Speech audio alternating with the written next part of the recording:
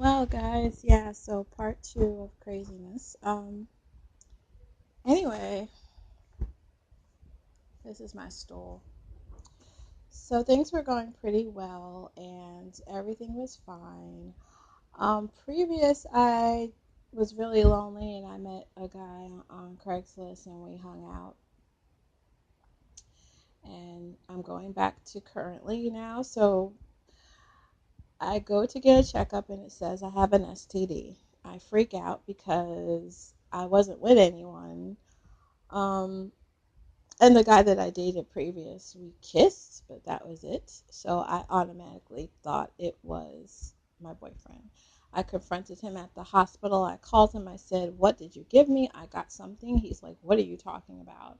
He's like, "That's impossible." And I'm like, "Well, it didn't come from this guy." He takes a test 3 days later. It says that he's negative. He talks to me for a week. We're trying to figure out what's going on. He's acting weird. And then on Saturday, that Saturday, he says, "I can't do this anymore. I'll talk to you probably later, but I can't do this now." And basically, it's over. I was devastated because I didn't do anything. I know I sound like an idiot, but I really didn't feel that he did anything because he works a lot. I can't say what his job is because people who may know me may know who he is. But he definitely works a lot, and I've had all his. He works at different sites, so I've had his phone number and to his different jobs. I had his job number, I had his home number, I had his cell phone number, and he called me about 3 to 4 times a day. So, and I'm promising you this, he called me about 3 to 4 times a day every day. There was never a block of time that so I didn't understand how this could happen. And that's why I thought it was weird. Because I'm poor, I went to a public hospital to get checkups, and there's a lot of drug addicts there. So I don't know if there was someone that was there and they mixed up a specimen, but I really did not believe that he did anything. I know for sure that I didn't do anything because I wasn't with anybody, and I don't think you can get an STD by kissing someone. So we totally broke up and I was devastated, and it was the hardest couple of months of my life, and I just figured at this point I'm done with men. I'm finished. I'm not going to be gay. I just wanted to not be bothered and just figure out what the hell I'm going to do with my life. So I tried to move on the best that I could and look on the bright side that I had a job that doesn't pay a lot. I'm making 13 an hour, but the last job that I found, I was making 12 an hour. So I'm doing better, but I'm still in my late 30s, going nowhere fast, um, and was tired of it. Anyway, a couple months go by, my birthday comes, and he sends me a letter saying he bought me a gift and he bought me things that that I mentioned before, and he wrote me a long letter that he thinks about me every day, and even though he doesn't believe in that I didn't do anything, but a lot of him leaving really didn't have anything to do with that. It was that he was having problems in court with the kid and all of this stuff. So I took it upon myself to contact him, and we talked. Um, and now we're back together, but it's complicated. And I'll get into that in other videos. This is literally a reality show. So to answer questions before you ask them, why are you showing videos of everything except for your face? Because number one, you guys can only have it one of two ways, okay? If I'm completely utterly candid with you, I can only do that like this. If I show you my face, I can't tell you everything because I may bump into someone I know. Like, people watch YouTube. People do. It could be my coworker, it could be a friend. I know I'm giving a lot of details, but still I can always say, "Well, that's not me. That's a coincidence." And I'm being very strategic in saying things so I won't be found out by people I know. Um But here's the thing. I don't have friends, not real friends. And I'm lonely. I'm always lonely. I think some of the relationship choices I made and the reason I stayed in relationships so long was because I was lonely. And I'm still lonely because my boyfriend now is hardly ever around at all. And it's every weekend I spend by myself. And it makes me really, really sad. So I figured since I'm always lonely, I have no friends, maybe you guys could be my friends. Would you be my friends? I have lots of fears in life. I'm an only child. I don't have any family.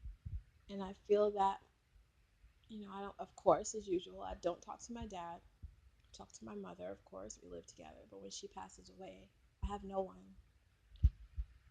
I do not have children because I don't believe in having kids out of wedlock. And the person I did choose, I'm crying now, I'm sorry. The person I did choose to have a child by, or was going to, he turned out to be a drug addict, guys. So I couldn't with him. And when I went from relationship to relationship,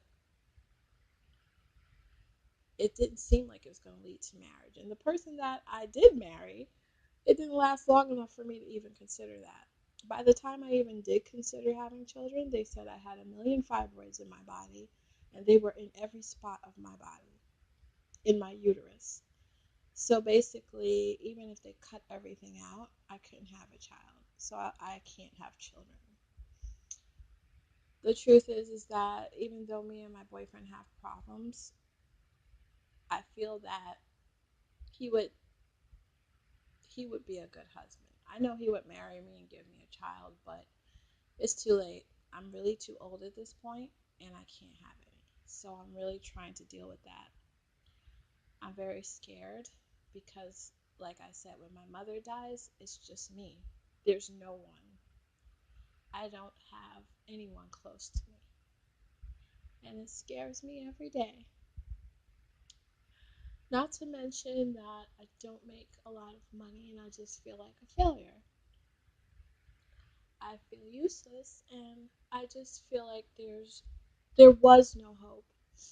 But one day, because of the company I work for, I saw a job opportunity. The people that work for us, the job that they perform, and what great pay it is.